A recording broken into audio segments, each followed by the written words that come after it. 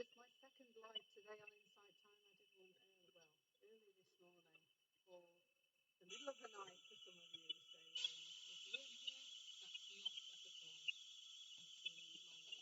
some of my little wave is going not nice way. Too much noise. So welcome. We're going to be, of course, this month we're exploring relationships. If you're new here and you don't know what we're talking about, then welcome and do say hello. Let me know. What's brought you here today? What's going on with you around your inner critic? Your inner critic. I'm not sure I want to give it a your. What's going on around that little voice in your head that pipes up and says horrible things about you? And I have so many experiences of that, still ongoing, still there. But hopefully, I can share some insights with you today. And help you to be more in a place of self-compassion, because I think those two things really do go together, don't they? The inner critic kind of tends to block our access to self-compassion as we're going through life, particularly in our relationships. Hello, Fenaz, always to see you here. So first of all, before we get started, let's say hi to each other. My name's Claire Downham. I'm known as the Queen of Calm. I'm based here in and now. I can see a glimmer of sun, which is ironic because my fiance spent a bit of lunchtime today fixing my brolly because we are a household who tries to repair things rather than buy new, mainly because the environment cannot sustain our continual use of stuff. So we tend to repair things. So he was repairing my umbrella today with a bit of an old key ring, some super glue and some pliers, and he's managed to do it. And so now the sun's shining, of course, because why wouldn't it? It makes perfect sense that my brolly's been repaired, so now the sun's shining, and I'll be like umming and ahhing as to whether I take the brolly with me or not. So probably not, as it is sun shining. So welcome. Hello Julie from Surrey, lovely to see you here. Welcome. Sometimes I'm here in my house in Leeds, on the outskirts of Leeds, and sometimes I'm in my motorhome Trevor. So let me know if you've seen me pottering around in Trevor. Some of you have.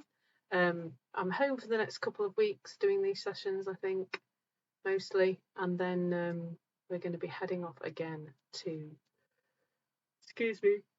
live in our motorhome for I think 17 or 18 days, the next little trip that we're taking. And we live off grid and I work from my motorhome. So you'll see me doing these sessions from the motorhome.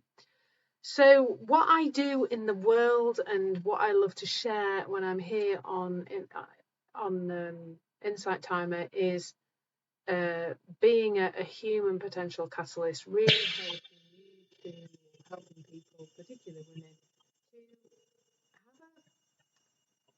have a more a nicer life, really, a more easeful life, a life that's less stressful, anxious, overwhelmed, and to be more in a place of calm and more in a place of revealing our true potential.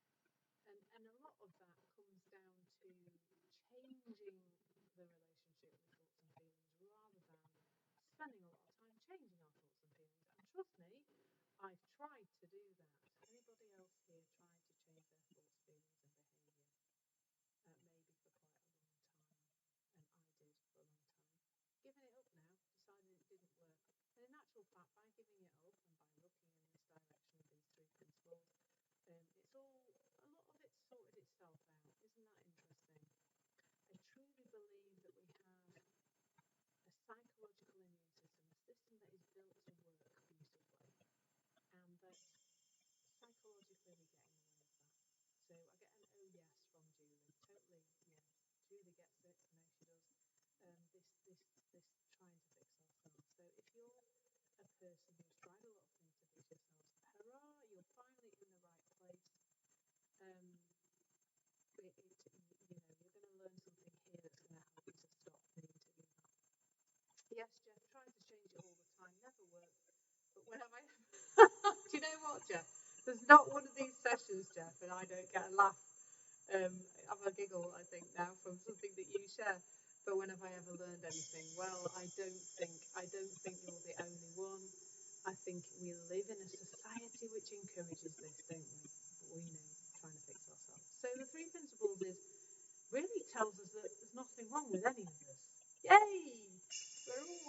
fine, turns out. But sometimes we're caught up in transient thoughts and they bring about transient feelings and we think that's who we are. Well, we're not any of that. And this morning, on this morning's live on Insight Time Explored, um, really unleashing an authentic connection with other people by embracing who we really are. In this exploration on relationships this month, we really will be talking a lot about the essence of who we are on a spiritual level. So I hope you're up for that. So a little bit more about me. I work with people mostly one-to-one, although I've got some group things bubbling in my head at the moment. So if you want some help with any of this stuff, you head over and follow me first of all, because you'll then learn lots from all the free content I've got on here. And as well, if you are able, if you click on the link in the bio there, there's lots more stuff you can find out about me and what I'm up to in the world. And I would love to, to connect with you and get to know you better too, because it's all a bit one way. This, I like the comments; they're great, but I like conversations. So. And do you know what? I'd like to have more conversations with people who want to find out more about this. I've had 3 really quite meh one-to-ones today. For the business owners, they've been all right, but they've not been the kind of conversations I want to have. I want to have less one-to-ones with business owners chatting about their business, and me chatting about my business, and I want to have more of those really deep conversations with people around this stuff that I teach. So I teach something called the 3 principles, which is a really simple understanding of how the mind works. I can see lots of people have come in. You might have heard the phrase 3 principles and thought, what have I come into here? So please say hello and let me know if you're new. It helps me to know if there's new people here, because I can weave into what I'm saying a little bit more of the basics as we go along. Oh, hello, Eleanor. Twice today, Eleanor. I love it. Lovely to see you again. Hello, Irene from Australia. I don't know what time it is Australia. In Australia. Hello, Kelly, who's new. Hello, Sunshine. Lovely to see you. Paula, you're in a cloudy. You're new, Paula, and you're in cloudy Norfolk. I'm hoping this blue is heading your way. We've had cloudy all day, but it's just coming out now. So Kate from Pittsburgh, welcome. And Irene, it's 1:24 a.m. So bless you. That is that the time? That's the time in Australia, is it? Goodness gracious me, that is an hour. I'm actually going out tonight. After this, I'm going to get tarted up and I'm going to get dressed up and go into Leeds for a networking event. A bit of a summer social networking event thing. But I don't think I'll last till 1:24 in the morning. No, 9 o'clock I'll be coming back home to go to bed, because I am an early riser. So we've got Kelly you're from Louisiana, Kelly. Lisa from Iowa and you said lower than Iowa in the USA. And you're new here, Lisa. Well, welcome, Lisa. So we're exploring everything we explore here, from everything from the 3 principles perspective. So Barbara, you're from California. It's your first time. Here. So welcome. Good to see you here. Yeah, your message didn't show up. You're saying you put another message in there. That did not appear. Good old technology, eh? So, welcome. And we've got Monica. Oh, hello, Monica. I've been chatting to Monica on one of my courses. Do that. Do that. Why do I go there? So, Monica's been exploring one of my courses. I know a lot of you here have. If you haven't yet, I have 4 courses now on Insight Timer. And if you're a subscriber, then all of those are free, and that is so cool, because that's that content I've created is the kind of content I would charge people for out there in the world. So please do have a look. And Monica's also rated some of my tracks as well. So I've got loads of free tracks. I've got a few premium tracks, and I've got 4 courses. So if you go and follow me, you can go and explore all of that. And the courses all stand alone, but the order I made them in, which might be an order of listening, calm, balance and clarity with ease, revealing your full potential with the 3 principles.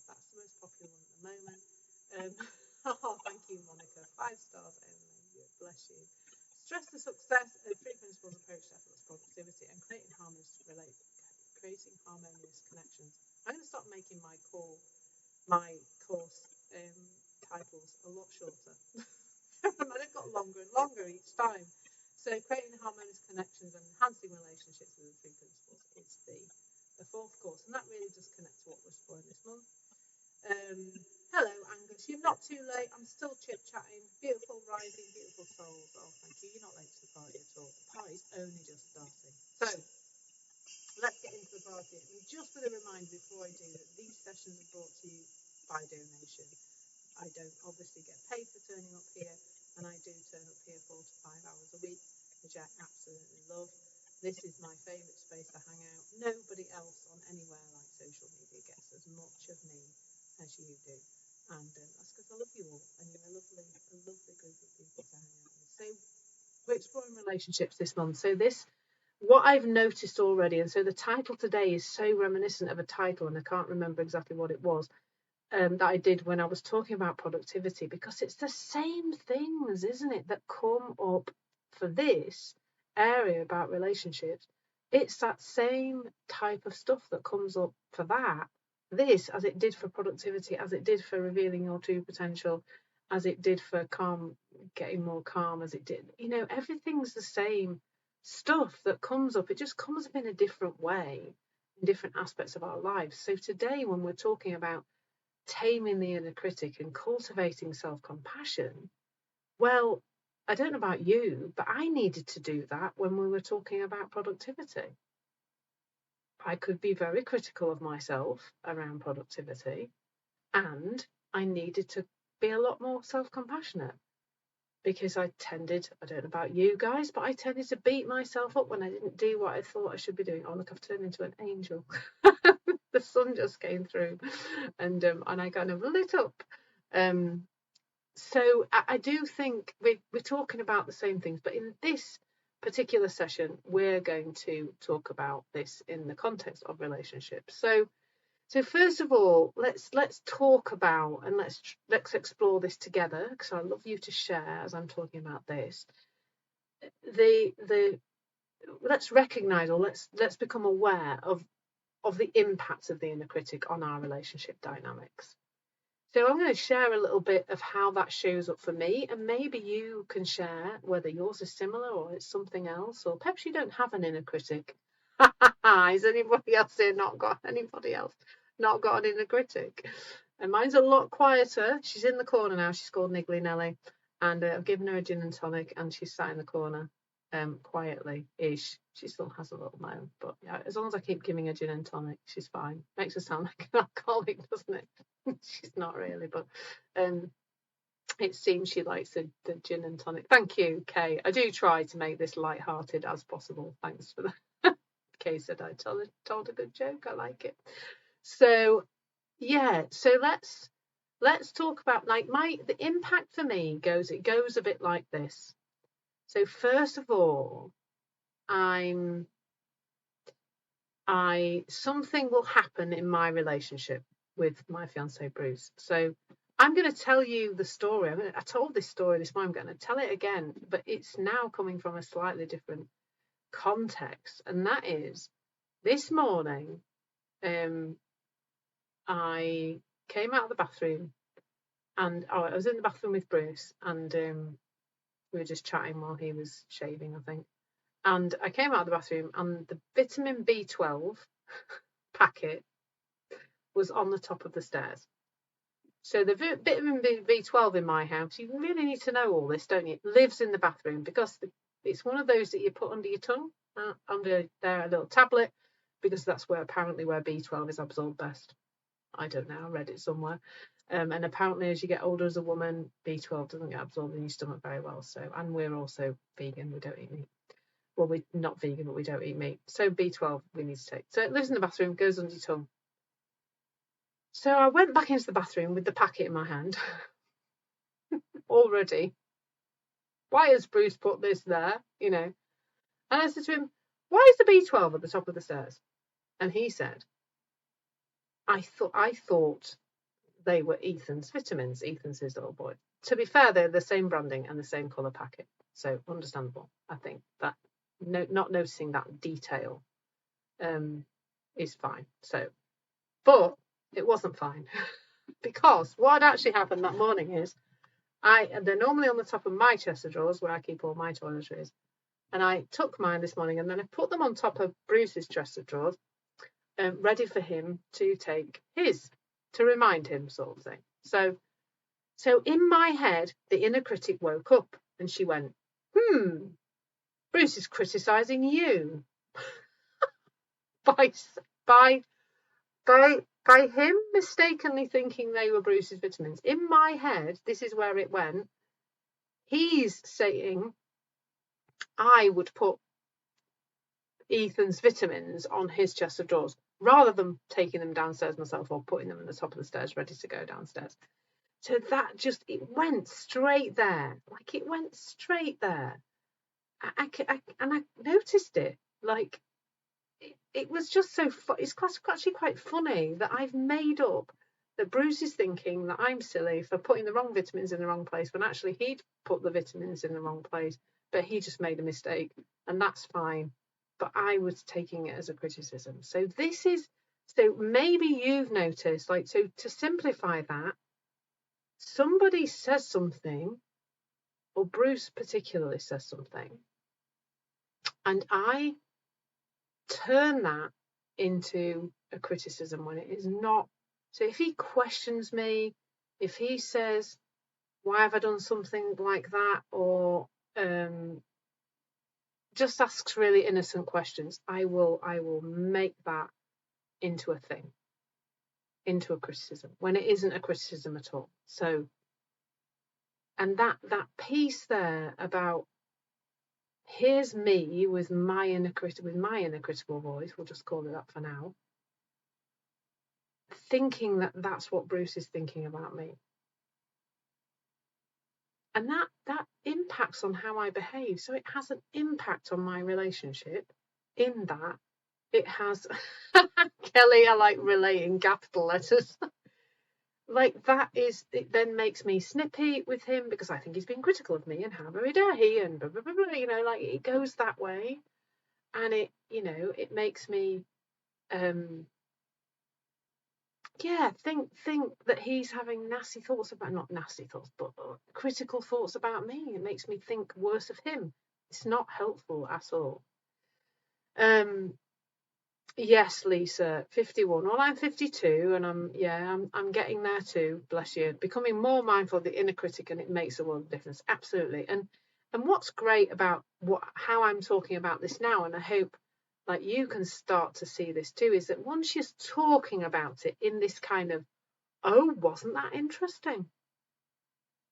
Wasn't that interesting? Now, here's the self-compassion piece that we're going to talk about today as well, a little bit of it, is this observation of it from, oh, isn't that interesting how my head did that? Whoa, what a thing for a mind to do. Isn't that, let's get curious about that. What's that all about? As opposed to what I used to be like, which is, oh God, why have I done that? That's not right. It's stupid. I should know better because I'm on a spiritual journey. So, I should know better by now. And I know the 3 principles, so I should know better by now. Like all of that stuff. And I can see the hearts going up. So I know that you're relating to this. You're relating to this, this way of how we connect into the world. I'm getting the feeling I've got other people who are empathizing or feeling the same way in the room. Thank you, Paula, totally relating to it too. So what we're looking at here is curious awareness, which is, that's interesting how I did that, from a place of self-compassion. So that's interesting how I did that. It's what made sense in the moment. I only have that thinking available. Now I can see it differently because my thinking's moved on. Bruce has said something else has happened. Thinking is just moving. It's moving on all the time. So it's moved on. I'm seeing it differently. And then what we don't need is, well, you should have done it better. We don't need that. Is just like another layer of thinking. It's another layer of stuff. So that's one of the major impacts of the inner critic is that you think other people are thinking badly. So in a relationship, it becomes part of the dynamic because we think other people are thinking about us like that, like we're thinking about us in a not very nice way. So we think other people are too, which is just interesting, isn't it? Like it's just what minds do. So that's one place where this inner critic comes in. And the next place that I think it's useful to look at, so Kelly says that's your past trauma being told what you're doing and feeling is wrong. Yeah, and we can have this we can have a gentle awareness of, I do think that as a child, this is how people spoke to me. Like I would say, yeah, I don't know when you were parented, Kelly, but for me, as somebody who's 52, I was parented in the 70s and 80s in the UK where parenting was critical. It just was critical. It just was. I call it, and I mentioned this, I didn't mention it this morning or anyway, or in a recording with this same title. I called it treat and mean, keep and keen parenting. It was like, well, if we, 70s and 80s parents, if we kind of tell our kids they're a bit rubbish, then, 60s was probably similar. We kind of tell our kids they're a bit rubbish. We keep saying you're not good enough and you need to do that better. Eventually, they'll be better. That was the theory, I think. And in fact, I had a conversation with my mum about this, really like genuinely, is this just what it was like? And she said, absolutely. That's what they thought as parents back then. And that's not saying our parents were rubbish and they could have, they should have done better, or they just didn't know. That was probably how they were parented, and as a result, we were spoken to like that, and we've carried with us this critical voice, the voice of our parents. So Kelly, you can. Yeah, you're 59, so yeah, the 60s parents, I'd say very, very similar. We just don't talk about that. Not sure what that means, Lisa. Tell me a little bit more. Probably relates to something I was saying at the time, and now I've, Jeff.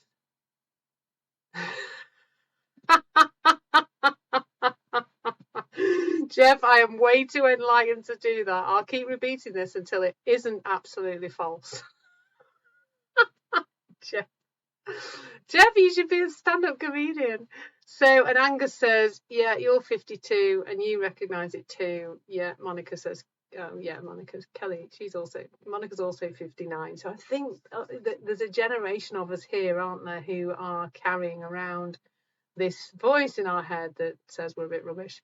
So it comes out in what we think other people are thinking about us, but it also comes out in, and I think that then transmutes into insecurity, doesn't it? So if we think we're a bit crap, I'm going to say it, if we think we're a bit rubbish, if we've got a voice in our head saying, you're not good enough, then why would we think someone else could love us?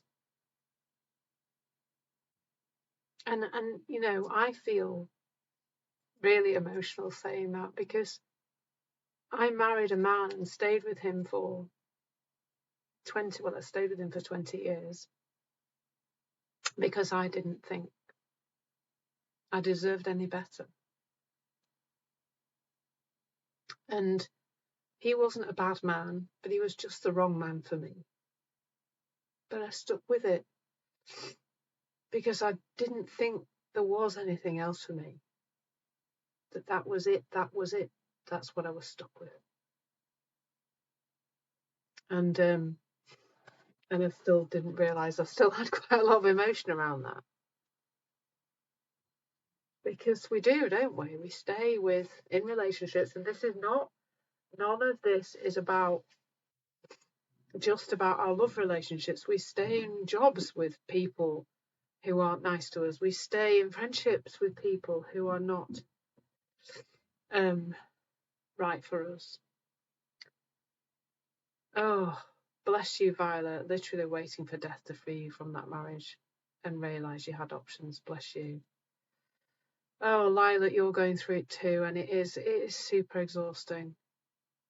And Monica, we do stay far too long, definitely. And Kelly, yeah, I think our parents, I mean, dysfunctional, yes. Psychologically innocent, yes, too. They only knew what they knew, and they did their best with that. Yeah, and me too. Criticised, punished, smacked, chased around the house for a smack. Not like I would say I wouldn't have called it abuse. Like, you might. Yeah, it wasn't like that. But it was, you're in bother and you're getting smack bottom. There was that too. That was part of it. So Meg, you're 30, bless you. And you were questioned and doubted a lot. So it wasn't just 70s and 80s parenting and 60s parenting, was it? It's still going on now, or as Meg was being raised. I guess in the 90s and onwards.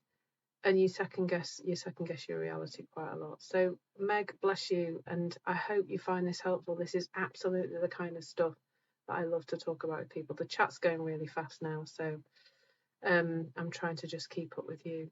Yeah, sending lots of love to Lilac. I love that when all of you support each other in the comments. It's so lovely.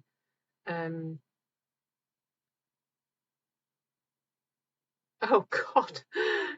Jeff's 59, and he was taught that long suffering but steady was a good personality trait. Oh God. Absolutely, like that was it, wasn't it? Don't you think? It was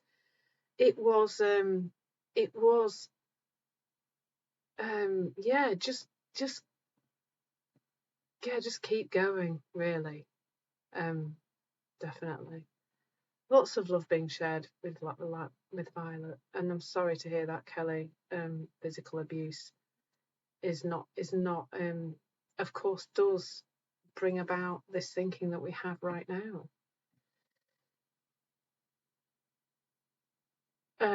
Oh, Monica, you've switched jobs after 25 years, and you've and it was so wonderful. You were a teacher, and it was so wonderful.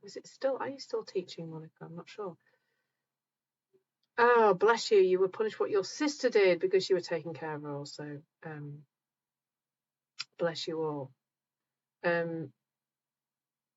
Yeah, you're retired now. I did think you were retired, Monica. Right. Monica's free. We're all free. We're all free already. Like, physically free is different, isn't it? But emotionally, we're already free. Already. All of you are already free. So what have we covered so far? So what have we covered so far? So those people who've just come in, don't worry if you've missed a bit. There's a bit of a screen sharing going on, screen grabbing going on. So that'll be on my link in bio if you want to catch up with it later or another day. And also there will be a little audio track, like a little podcast that will come out in 5 days or so, which will cover this subject, but obviously not in as much detail, and not with all the fun conversations, but it's a good place to recap. And I give it the same title so that you can find it easily. So so the impact of the inner critic, impacting in terms of how we think other people think about us, the impacting in terms of whether we think we're even worthy of a relationship, impacting in terms of the relationships that we allow to continue. And when I say allow, please know that I still am always speaking from a place of seeing everybody's psychological innocence. That we're all going to do the best with thinking that looks true to us. And sometimes we will do things that later on look a bit rubbish and don't look right. Like, I do sometimes think, goodness, why did I stay in that relationship for such a long time? Well, because it made sense. Probably thought it made sense for my kids. I probably wondered whether I'd be okay on my own. I probably just dreaded the admin, which it turned out wasn't that hard.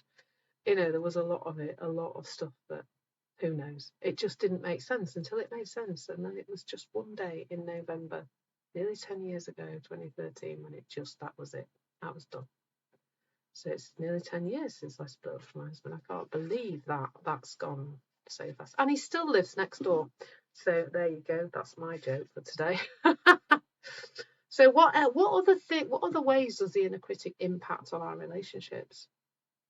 Well, I think if you've got an inner critic, you've probably got an outer one too. I certainly have. I certainly have got an outer one as well. So how I think about myself is how I think about everything. Really, I know it is. And so I am quite critical as a person. And, I've spoken about this before, but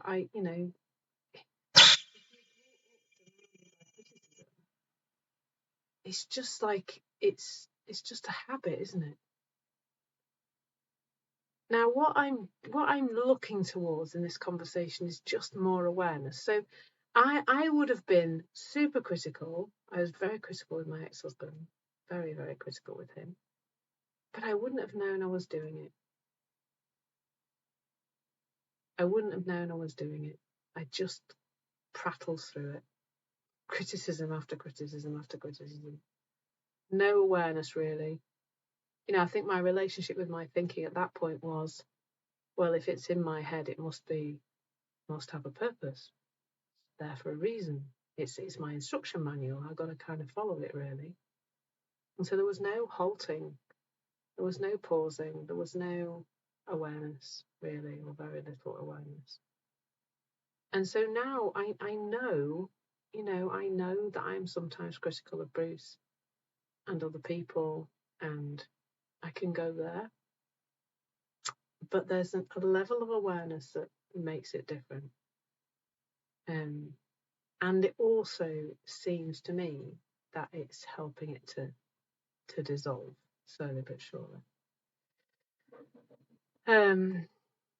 Yeah, I mean, Kelly, that's a conversation I had as well. Like, my parents stayed together till my dad actually died 5 years ago tomorrow. And they'd stayed together 50 years, and what an unhappy pair, bless them. And in a way, I think that was partly why I just got to the end of it with my ex-husband, because I did not want to wasn't going to do 50 years. Try to switch your thoughts to what is this about, me or the other person. So let's just touch on that, because it's a great thing to explore. Is the switching of thoughts as a concept, really, for me, is something that I now I don't tend to look towards anymore, unless it comes from not from a strategy or a tool or anything, just from what makes sense in the moment. So let me try and explain that a bit better. And Christine, I will touch on the three principles in a minute, but I do have a track which is called "What are the Three Principles and Why Do They Bring More Ease to Life?" And I really recommend you listening to that, because it really does, and it's a free track on the site, because it really does touch on kind of the background to this and the background to me. So I think it's always about us, Kelly. It's only ever coming from us.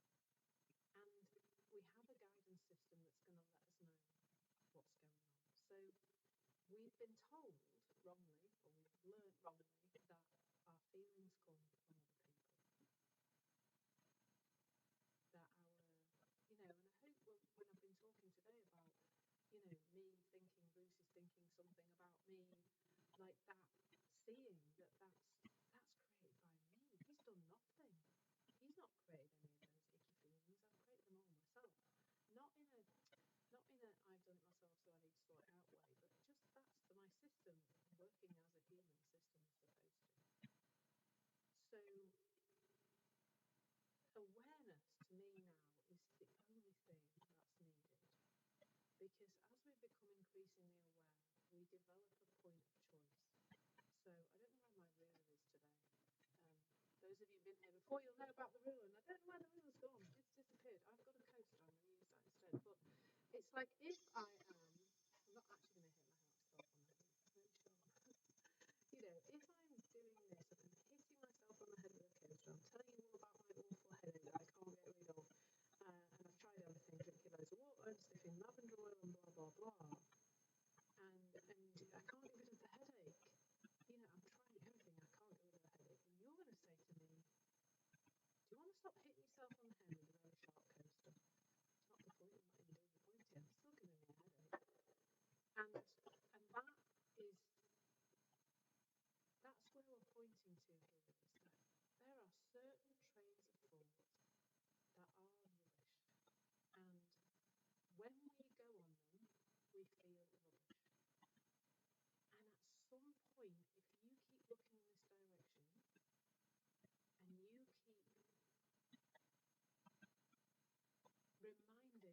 reminding yourself, but being in this place of curiosity and exploration around these three principles, and in this place of increasing awareness, that and this increasing acceptance of the truth that your feelings do not fundamentally ever come from the outside world, from another person or from anything else, that your emotions are always the energetic manifestation of thought in your body. You will eventually get sick of this. You will get sick of the headache and you will stop hitting yourself in the head. You will get sick of being on trains of thought that take you into a horrible feeling, and you will start to get off them sooner and sooner and sooner.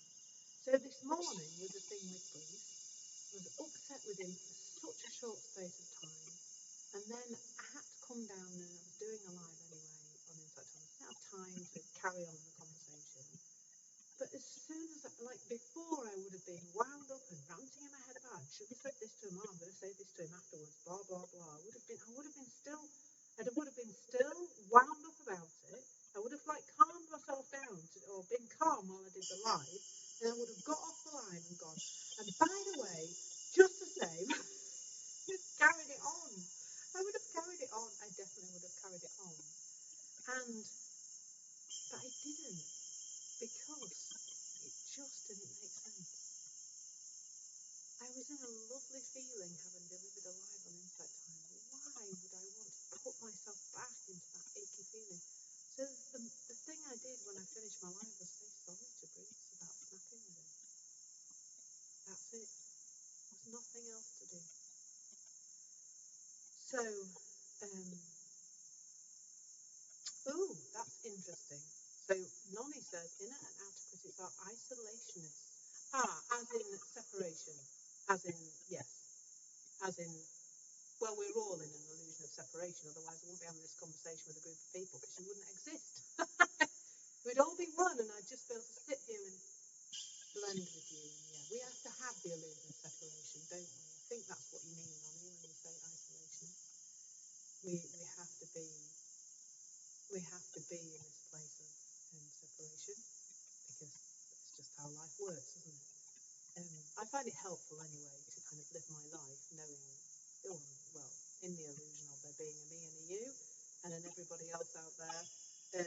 But yeah, I think it's very enhanced separation when we are in the critical place, isn't it? So the three principles, Christine: thought, consciousness, and mind.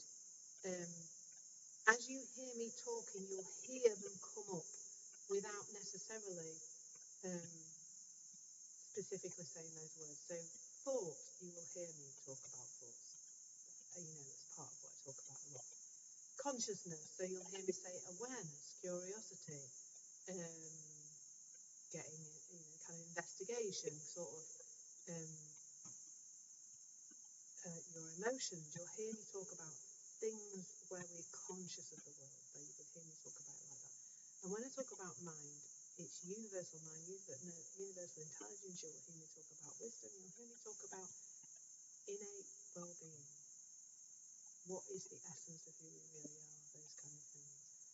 So we talk mostly about the implications of the three principles, not the three principles. It's not like, they're almost like the little jigsaw pieces that go together to create our experience. And talking about them individually is not entirely helpful, but hopefully that's helpful, Kristen, as a quick summary. But do listen to that session. Lisa, that's interesting. You realise at some point your inner voice turned from your mother's to your own. Easy to deal with due to I'm the accountable one. Interesting, but also I'm glad you found that helpful, because I think for me, it's kind of in the opposite, realising that that's just stuff I learned from people around me who were critical, I think almost helps me to give it quality control. Like, if my angry mother said something to me when I was 4, what's that got to do with me now? Is kind of how I can sometimes just go, that's, put it to one side more. So, but interesting that you like the idea of it being more accountable, because you have a sense of it being, as long as you don't think that's who you are, Lisa, your psychology, that you are something way, way more than that, deeper than that, more alive than that. Our psychology is just this passing through, like the clouds that I wish were passing more quickly across the sky right now. I mean, you're the sun, not the clouds. And the more you look towards that, the less there is to deal with. Thank you, Meg. So, Julie, you think about the other person too and how it makes them feel. Yeah, I mean, I would always point towards being nice to other people, but be very clear at the same time that we don't make anybody else feel anything, in the same way that other people don't make us feel anything. Somebody else's feelings are not our responsibility. However, if we go back to what we were talking about a moment ago about separation, when you speak unpleasantly to somebody else, does that not feel bad in you? So that's the place to look. Because, oh God, I'm having my own massive insight right now that, if we're going through life trying to just make sure everybody else is okay, and so we're caught up in that, then I think we're much more likely to kind of be a bit on edge and therefore a bit less nice to other people. Whereas if we get really good at knowing when our state of mind is good for communicating and when it's a bit rubbish for communicating, and we navigate the whole of life from that, because the emotions, the way they show up energetically in our bodies as the representation of thought in the moment, as a reflection, as an energetically thought appears up here. It might be words, pictures, whatever for you. And energetically appears in our bodies down here as anxiety and anger and frustration and irritation and feeling critical, whatever it is. That's the guide. Like keep looking at that. And I guarantee that if you communicate from a nice feeling, you can't go wrong. You won't have to think about how everybody else feels and try and work all that out, which is just a load of extra thinking. You will naturally be in that place of, what was that word that Nonna used? In that place of, of connectedness, the opposite of isolation. In that place of connection, you be not in a place of separation, and you will naturally be you will naturally be connected to the other person. And so the most important thing is self-awareness. And that doesn't mean we're not going through life, looking out for other people and being nice to other people. I totally from a place of self-compassion when I get it wrong, because I do get it wrong sometimes. So,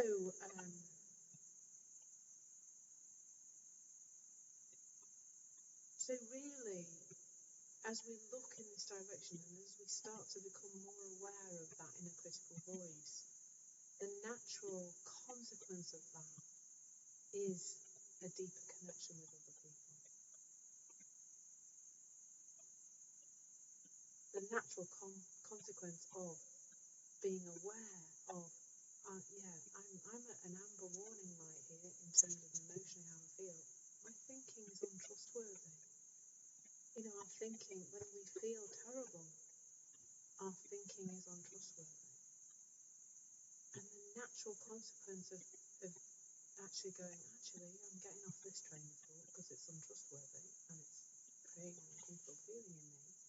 The natural consequence of that is to just be in a nicer place with everything. To be in a nicer place with ourselves, to be in a nicer place with other people, to just be in a nicer place. And that's available to all of us. And from that place of self-compassion and self-acceptance, as I say, we're less up here and we're more in connection. And the natural consequence of that is better relationships.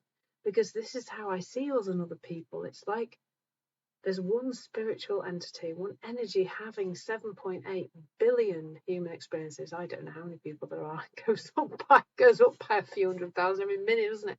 There's a lot of people on the planet going at 7.8 billion and rising. And that, we're connected, and then we start to think, and that's what separates us. And the more icky the thinking, the more separation. Anger is so separated. Frustration is, criticism is, self-criticism as well as criticism of others. Frustration, irritation.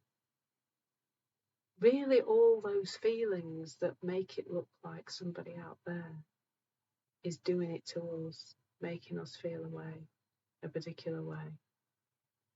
All those feelings are the ones that are telling us that we are in a place of separation, that we're disconnected from the other or the others. And so I think this is where a lot of the other kind of self-development stuff can get in the way, because it's just more noise. In the same way that trying to work out what the people want and what they think and what they're after and what they want us to be like, that too. Because that's sometimes what the inner critic does, isn't it? It says, you're not okay, you're not doing it right, the other person's upset with you, what can you do to make it right? You should have done better. You're not doing this relationship right, you need to be better in this relationship. And trust me, I go there. Not as much as I used to, but I still do. I had a right good cry the other day with Bruce, just saying, and I had a huge realization, really, that the whole thing is, for me, is somewhere caught up in perfectionism as well. I know we are going to explore perfectionism. I can't remember yet. Might be Friday. We're going to explore perfectionism, I think. Let me have a look. It's a good opportunity, I think, to talk about what we're doing over the next, what's scheduled in so far. I'm getting the hang of this, finding my own profile on my phone now. So, so we've got perfectionism. Oh, yeah, so it is 11:05 on tomorrow, 11:05 a.m. BST, from perfectionism to authenticity. So we're going to be looking at embracing imperfections, and I think this session will be very connected to that session. And then empowered communication, listening with presence is the next one. I like that, Meg. Woohoo! I hope you're going to be there then, Meg. That's great. I'd love to know what your profile picture is. It looks like a bunny from here, but they're so tiny on here, it's really difficult to see them. Yeah, so that's 111. Oh, and on Friday at 111, empowered communication, listening with presence. So that's another topic close to my heart. And that's the one thing that I don't like about Insight. I love Insight Time Alive, and I love all of you for being here. Thank you so much for supporting me. And we've hit 100 people on my little notification at the bottom. I don't get to hear your voices back. So check out my link in bio if you want to have a chat. I love to have proper chats. I really do. Thank you, Nonny. Thank you. It's a vampire bunny from a book. You carved him in a jack-o'-lantern a few years ago. You carved that. That is so cool. That's impressive, Meg. I'm going to say I'm not very creative. I am very creative in lots of other ways, but practically perhaps not with my hands. I've never just done anything like that. I don't know what my level of ability is. Carving wood is, that's the story. And a pumpkin. I love it. Yeah. Carving anything. That's brilliant. It does look really, really good. So what was that? Where are we going now? Where have we got to? What's going on? So anything else that's coming up around this subject? I hope that's been helpful. I think as we look towards a freedom from the inner critic, the natural consequence of that is self-compassion, because we start to see that we're all doing the best we can in the moment with the thinking that looks true to us, because we are always. That's just a truth about human beings. We just have our thinking available. And somebody said earlier about their mom and, the voice, Lisa it was, that seeing that voice in our head is just the voice of the past. It's just what's stuck in there. Thinking. Thank you, Meg. Yeah, I'm definitely don't have any issues with being vulnerable and crying live on all sorts of different platforms. But yeah, cry here too. So if you want to explore the 3 principles without somebody who cries all the time, then you need to find another teacher. If you like a bit of dodgy humour and a bit of tears, then you're definitely in the right place. But if not, please do go learn about the 3 principles, because it is so life-changing. Julie, that's so good that you are able to get off the train. You can get off the train. Who knew that you didn't have to think what you're thinking and you could stop? And the more you see that that's where the suffering is coming from, it just makes sense to stop. Just like the headache thing. When I realise my headache is coming from me hitting myself on my head, it makes sense to stop. So, Jeff, you found you need self-compassion and a realisation that everybody else isn't way more able, confident than me and have their own issues. Oh, God, yes, everybody. And I hope I've shared enough of my issues today for you to all realise that you're no more or less crazy than me. I hope you've all picked up that. If nothing else, everyone, thank you, Monica. If nothing else, everyone, I really hope that you have picked up that we've all got minds that are doing the same crackers things all the time. There is nobody any more caught up in it than anybody else. Like momentarily we might be, but there are just some things that human minds just love to do, and being critical and not self-compassionate is one of those things that is just part of being human. So yeah, Jeff, I love that. Everybody's got their own stuff. It's like I was saying right at the beginning, that your inner critic and lack of self-compassion might be coming out here really strong in your relationships, but not in productivity. Like for me, it's fallen away probably in both a lot more than it was. Like it was present in both for me. I definitely was very critical of myself around what I did and didn't do and not doing enough, and not compassionate, beat myself up a lot about not doing enough, and the same in my relationships.